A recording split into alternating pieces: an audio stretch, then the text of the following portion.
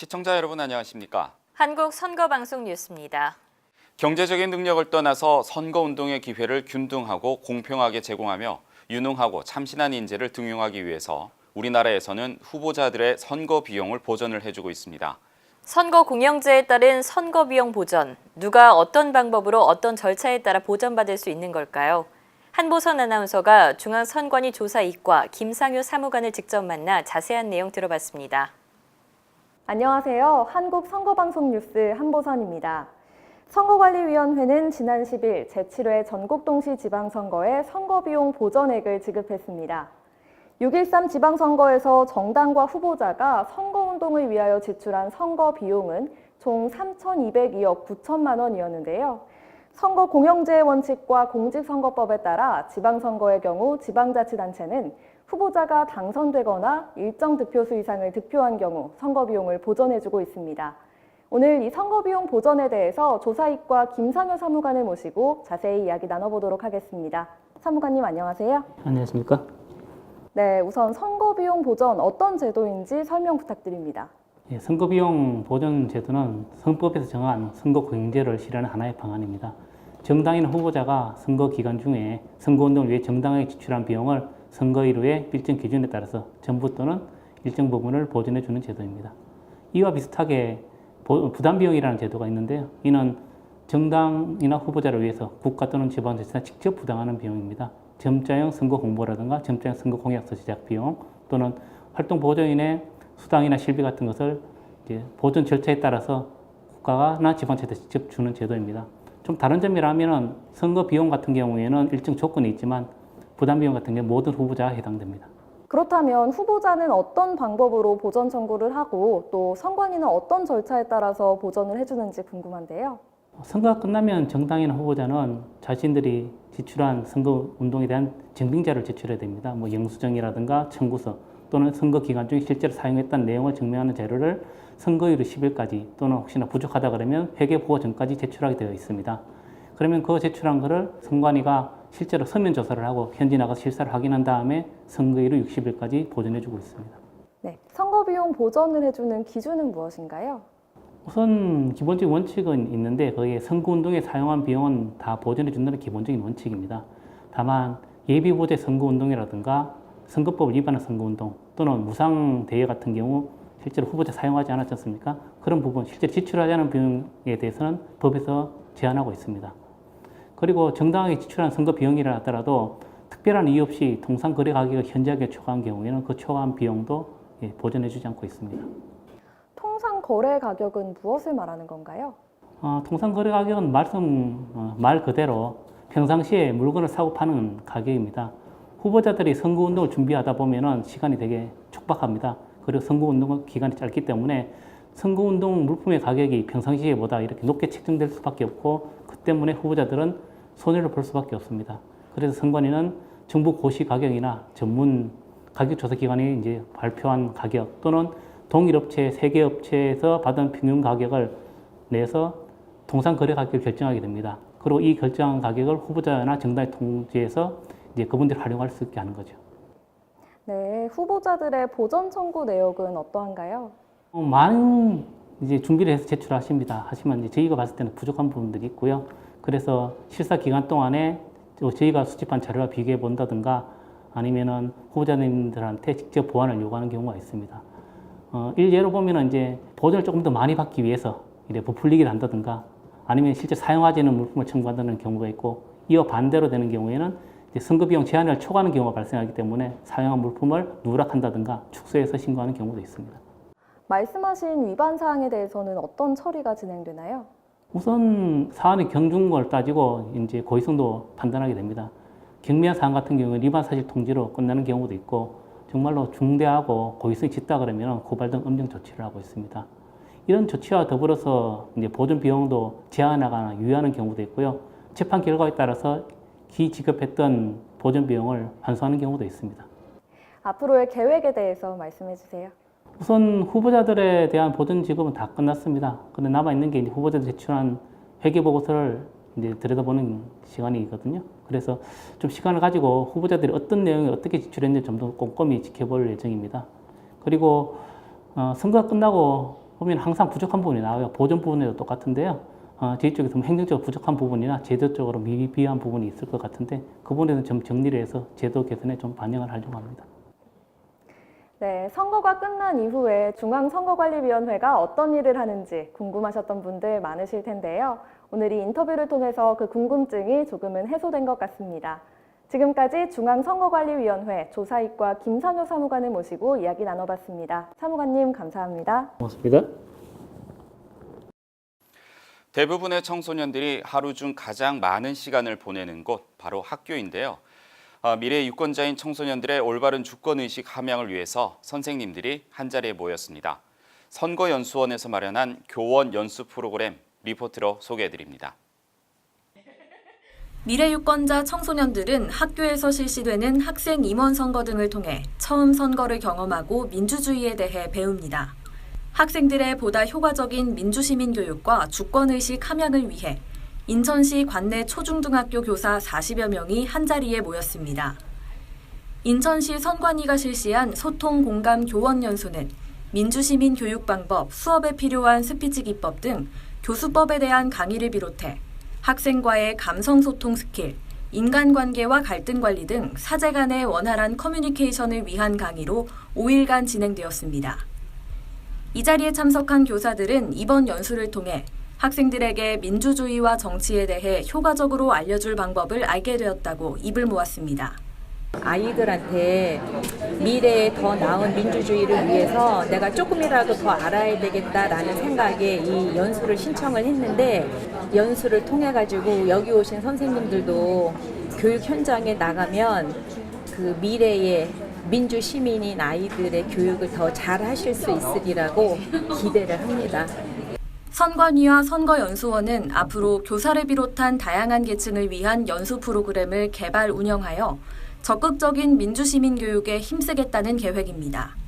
선거교실, 청소년 리더십 과정, 그 새내기 유권자 연수, 고등학교 토론대회, 대학교 토론대회 등 다채로운 그런 프로그램을 진행하고 있고 앞으로도 학생들의 민주시민 교육을 함양할 수 있는 다채로운 프로그램을 전개할 예정입니다.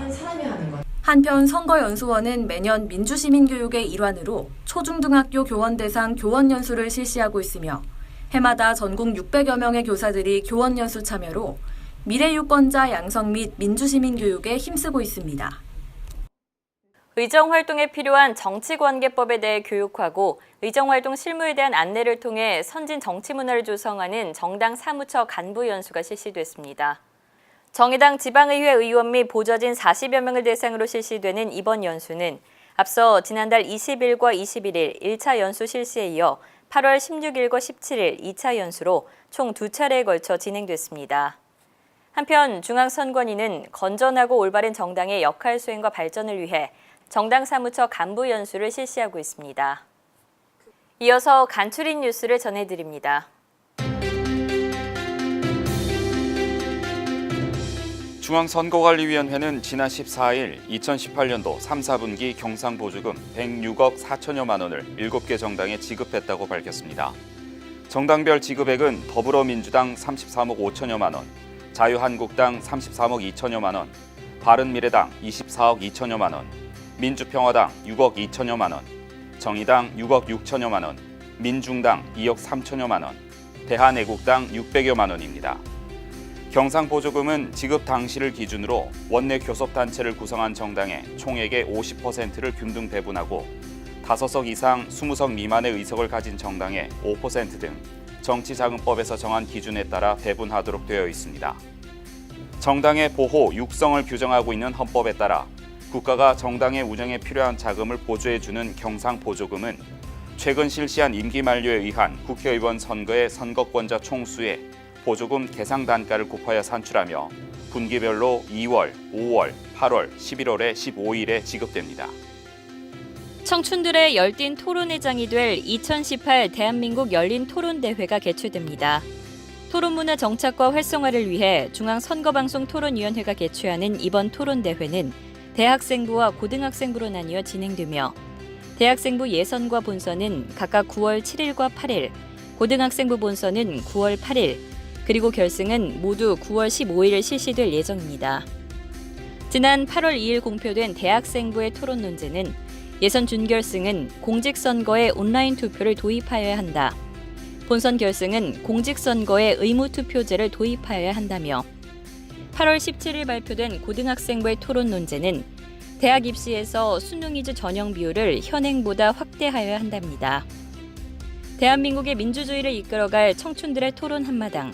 2018 대한민국 열린 토론대회에 많은 관심 바랍니다. 중앙선거관리위원회의 적극적인 온라인 투표 지원이 이어지고 있습니다. YTN 기자협회장 선거 등 31건의 온라인 투표 지원이 진행됐으며 이에 따른 선거인은 총 22,050명입니다. 선거를 알기 쉽게 풀어드리는 선거 상식 순서입니다. 뉴스나 신문 등 언론에서 정치 후원금 또는 정치인의 후원해라는 말 많이 들어보셨을 텐데요. 시민들의 보다 적극적인 민주정치 참여 방법이자 정치인들의 투명한 정치 활동을 돕는 후원회에 대해 알아봅니다. 한보선 아나운서입니다.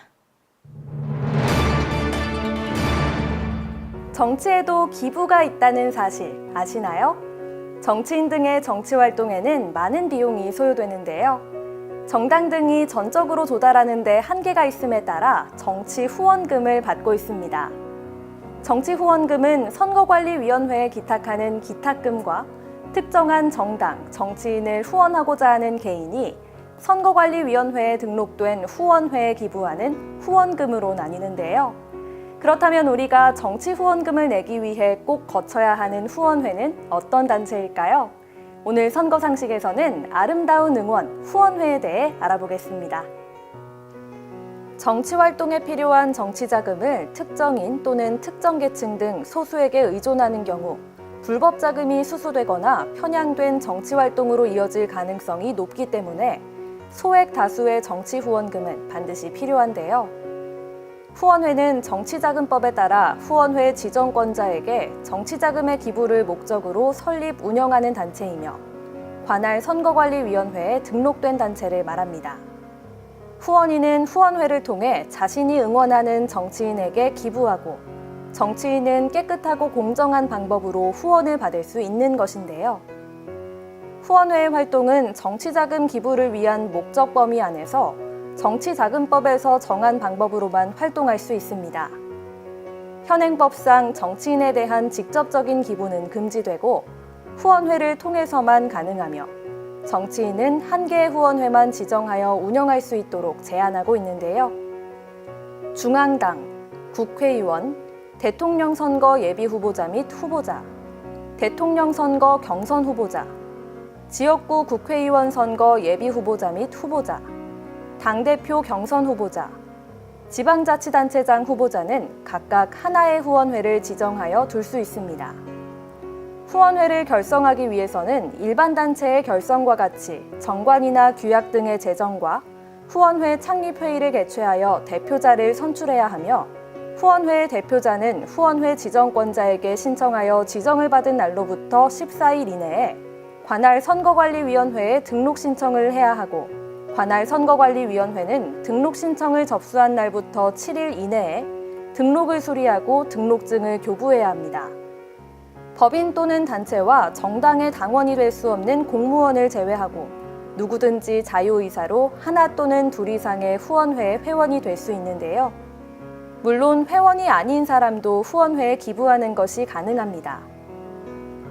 후원회를 통한 정치 후원금은 연간 2천만 원까지이며 하나의 후원회에 기부할 수 있는 한도액은 정치자금법 제11조에 따라 나누어집니다. 또한 1회 10만 원 이하, 연간 120만 원 이하의 금액은 익명으로 기부 가능하나 1회 120만 원을 초과한 금액은 후원인의 실명으로 기부해야 합니다. 그리고 정치자금 기부 문화 정착을 위해 다양한 노력도 이루어지고 있는데요. 10만 원까지는 전액 세액공제를, 10만 원 초과 금액은 해당 금액의 15% 세액공제가 가능하며 신용카드 결제, 실시간 계좌이체, 휴대폰 결제, 신용카드 포인트 결제 등 다양한 방법으로 정치 후원금을 기부할 수 있습니다. 우리가 선거뿐만 아니라 정치에 참여할 수 있는 방법은 바로 정치 후원금 기부입니다. 정치인에게는 활동에 필요한 정치 자금을, 국민들에게는 정치 참여의 기회를 주는 정치 후원금. 깨끗한 정치를 만들기 위해서는 그만큼 깨끗한 후원 문화가 만들어져야 하는데요. 후원회를 통한 기부 문화는 절차적 민주주의를 더욱 확고히 하며 다양한 사람들에게 정치 참여의 기회를 제공해주고 있습니다. 응원하고 있는 정치인이 있으시다면 후원회를 통해 힘을 실어주시는 건 어떨까요? 지금까지 선거상식 한보선이었습니다. 선거 역사와 민주주의의 발자취를 따라가 보는 역사 속 그날입니다. 8월 셋째 주 역사 속 그날로 이명훈 아나운서와 함께 떠나보시죠. 지방자치의 중요성이 갈수록 높아지면서 지역 주민들의 적극적인 참여가 절실해졌는데요. 이를 뒷받침하기 위해 탄생한 것이 바로 주민투표입니다. 2004년 7월 주민투표법이 시행된 이후 국민들에게 주민투표가 무엇인지 널리 알리는 계기가 됐으며 전국적으로 이슈가 된 주민투표가 있습니다. 바로 서울시의 첫 주민투표인 서울시 무상급식 지원 범위를 정하는 주민투표인데요. 서울시 무상급식 주민투표가 실시됐던 역사 속 그날, 2011년 8월 24일로 함께 가보시죠. 당시 서울시는 소외계층을 대상으로 하는 매우 제한적인 무상급식을 시행 중에 있었습니다. 소외계층만을 위한 선별적 무상급식만을 주장해온 오세훈 서울시장과 한나라당은 정말 필요한 저소득층 30%에게 선별적으로 무상급식을 시행하도록 하겠다는 의견을 폈으나 야당이 다수인 서울시 의회와 교육감은 부모의 소득 수준과는 상관없이 초등학교 저학년을 시작으로 중학생까지 전면 무상급식 정책을 시행해야 한다는 주장을 하며 갈등을 빚었는데요. 2011년 1월 6일 서울시 의회는 서울시와 한나라당의 반대에도 불구하고 의장 직권으로 무상급식 조례안을 통과시켰고 서울시는 서울시 의회 민주당 의원들이 단독으로 처리시킨 무상급식 조례안에 대해 공포를 거부하며 소송을 제기하는 등 많은 논란이 있었습니다. 오세훈 서울시장은 1월 10일 무상급식 전면 실시 여부를 주민투표로 결정하자는 제안을 했으나 서울시 의회는 거부했는데요. 무상급식에 대한 논란이 커지고 찬반 논란이 거세졌으며 이윽고 시민단체로부터 주민투표 청구서가 접수되었고 주민투표 청구 심의회 심의를 거쳐 2011년 8월 1일 주민투표를 발의했습니다. 야당과 시민사회단체들도 투표 불참을 비롯한 투표 거부 운동에 나섰고 오세훈 서울시장은 8월 21일 주민투표 패배 혹은 주민투표 무산 시 사퇴하겠다며 배수의 진을 치며 서울시는 8월 24일 첫 주민투표를 치르게 됐는데요. 주민투표안은 소득 하위 50%의 학생을 대상으로 2014년까지 단계적으로 무상급식 실시와 소득 구분 없이 모든 학생을 대상으로 초등학교는 2011년부터 중학교는 2012년부터 전면적으로 무상급식 실시 등 두 가지 중 하나의 안을 선택하는 것이었습니다.